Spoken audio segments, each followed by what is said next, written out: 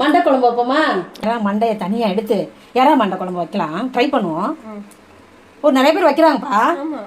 உடைச்சிக்கிட்டு இது பார்க்கலாம். இதுக்குள்ள இந்த தோல் வரும். இந்த சிசராலேயே இப்படி வச்சு வந்துச்சா, குடல் எடுத்துடலாம். அப்படியே குடல் வந்துச்சா, அவ்வளோதான்.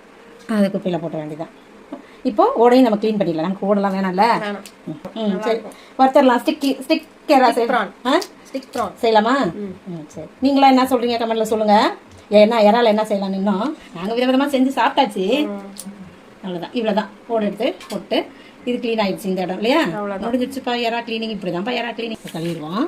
அலசிட்டு லைட்டாக அலசிட்டு பாக்ஸில் சேர்த்துடலாம்.